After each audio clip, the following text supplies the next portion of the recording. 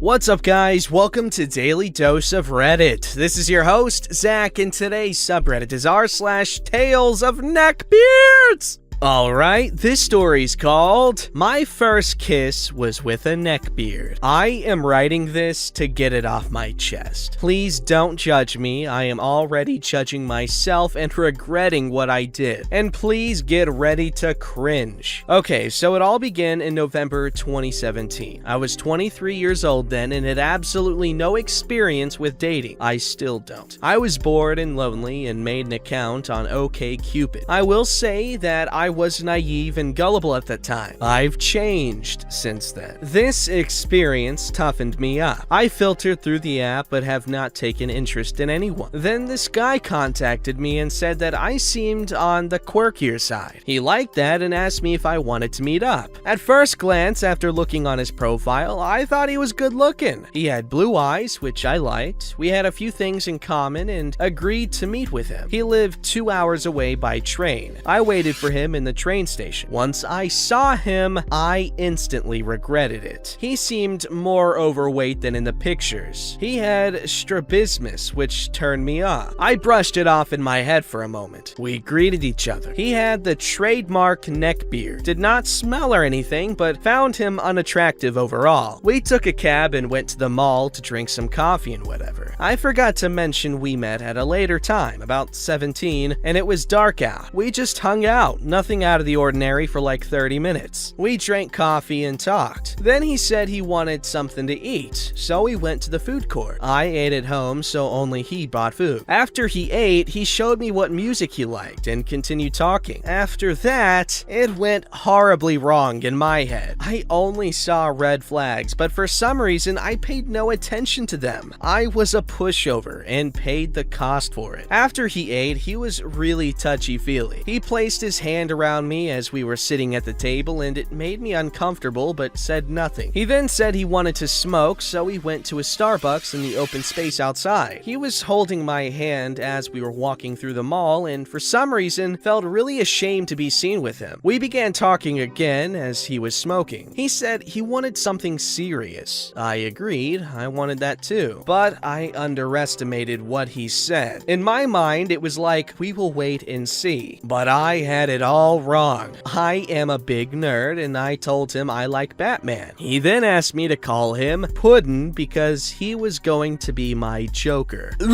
Also, he wanted me to be his sub. Oh. I initially thought that was something regarding a sexual fetish, which I was down for. Oh, but he was speaking about the lifestyle. Oh, red flag. He said he had clothing that resembled the Victorian era. We could have fun with that. I shrugged. I thought that was neat. At that time, I had no idea what a neckbeard was, but now it's quite clear he wanted to call me Milady.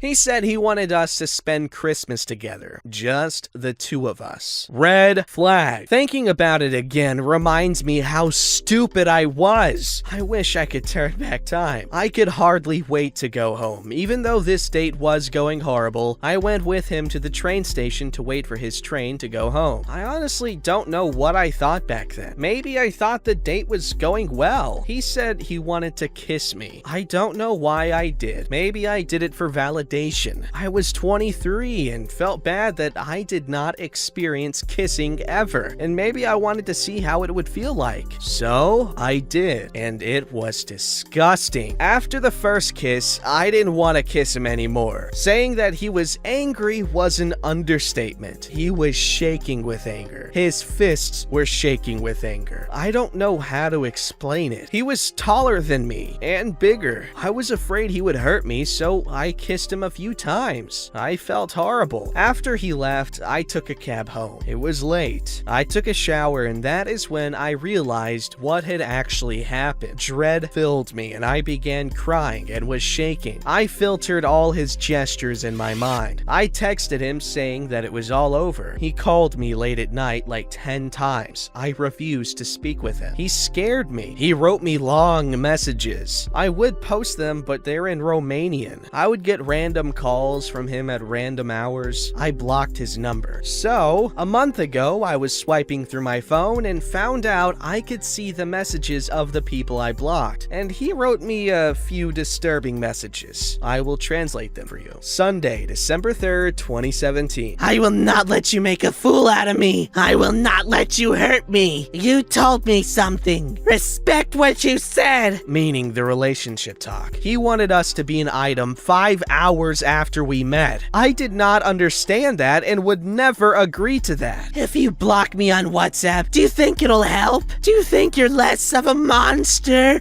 or less despicable? That's not right. And yeah, you're a monster because you're playing with my feelings and mocking me. Can you have decency and morality? You block me and you think you're less sinister? Can't you see you made fun of the soul of an honest and kind man? Monster! Monday, March 5th, 2018. Oh my god. Months later. Hey. Friday, March 16th, 2018. Will you respond to the messages? Or shall we bring up a beautiful, oh god, violation of a horrible degree. and kidnapping? Tell me, we either resolve this amicably, or shall I bring about less orthodox methods? I want to resolve it amicably, but if you're not answering, I have to send someone to bring you to me. I will put you nicely in chains, and we will talk so that you understand. Keep in mind that I found these messages a month ago. When I found out about them, I was shocked. I know I maybe led him on with that kiss, but any normal being wouldn't take a no like that. I am 26 now and wouldn't do the mistakes I made here again. Of course, I never want to date again. I realized I am demisexual in the meantime. I need to know someone before I'm comfortable with them. Thank you for reading my cringe story. First of all, OP, do not blame yourself. That guy was a freaky Lou or something. Wackadoo. And don't let that freak you out of, like, completely just halting your love life. Obviously, be careful and put your comfort and safety above everything else, but you also have to,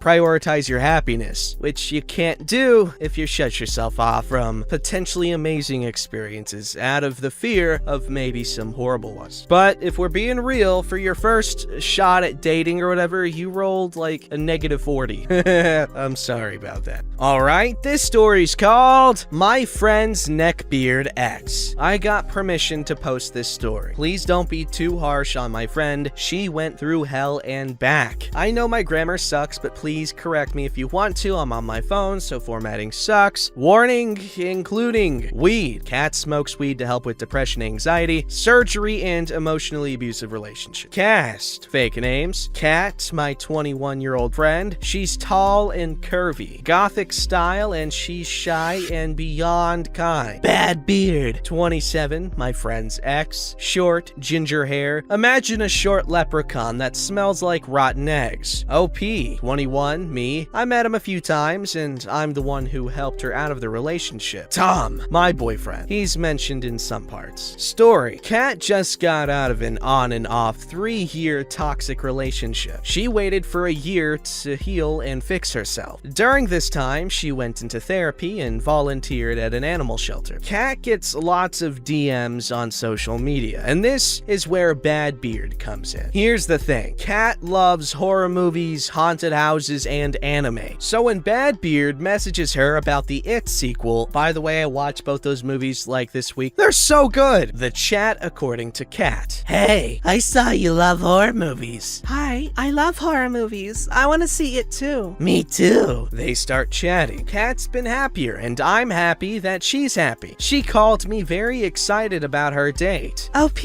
I have a date to see the new It movie. That's cool.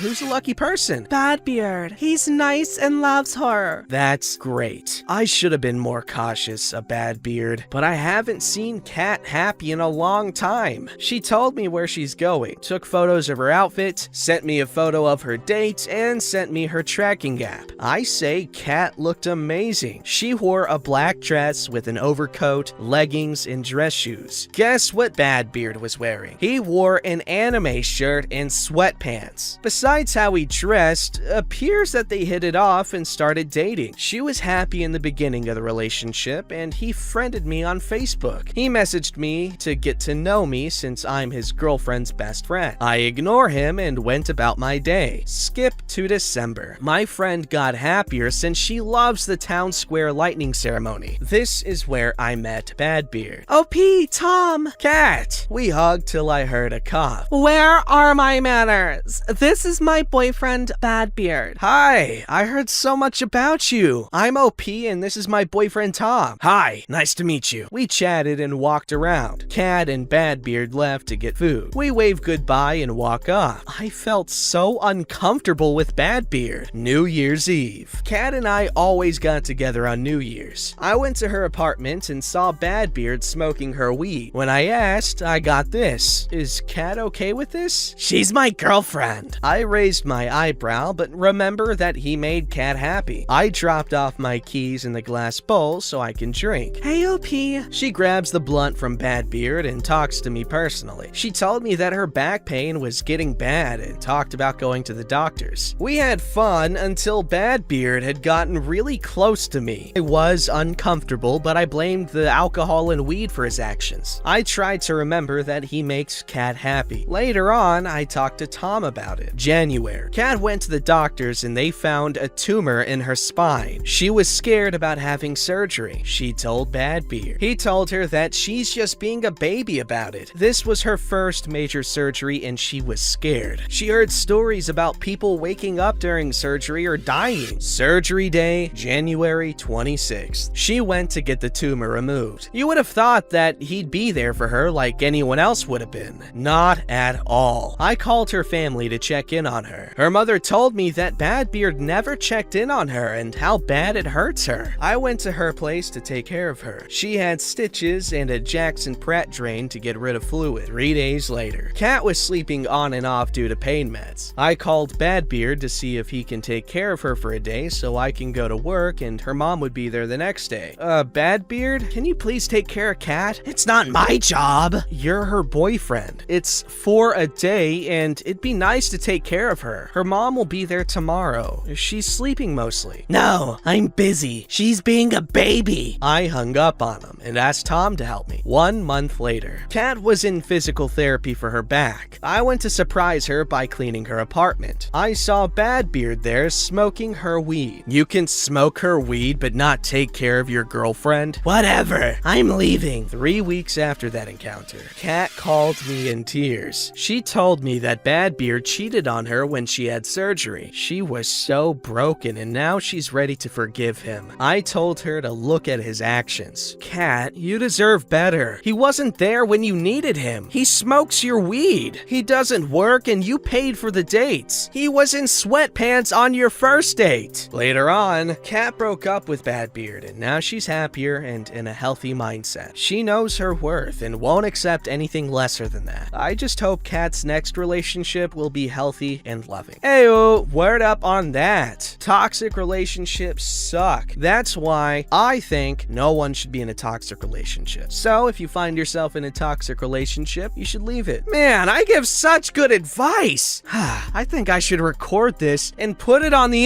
Oh wait, I just did. This story's called Neckbeard Gets Offended by My Husband's Pink Hair. I've been listening to Neckbeard stories on YouTube and remember this encounter. Background. This happened last year. My husband is an elementary school teacher. He promised his class if they got 100% on their science test, they can pick a hair color that he has to do. Class got 100% on the test and they chose bright pink. What? The whole class got 100%. That is so good. Here's the cast. There's OP, who's me, a nerdy and clumsy pagan. Percy, my fiance, now husband. He's amazing, and honestly, I don't deserve him. Neckbeard. The Neckbeard, who hates pink and my fiance for having pink hair. Smells horrible, and he wore sweatpants and a tuxedo shirt. Story. My fiance and I were going to downtown for the wine boat tour on the lake. We were celebrating our engagement, and and we want to do something special. My husband's hair was pink but faded instead of being really bright. We were waiting for the boat. He took a few photos on the dock. We talked about wedding plans till we heard the boat horn. We got in line with tickets and ID required by staff since alcohol was being served, and a few people asked about my husband's hair and he explained it. So they chose a gay color? Men can like pink.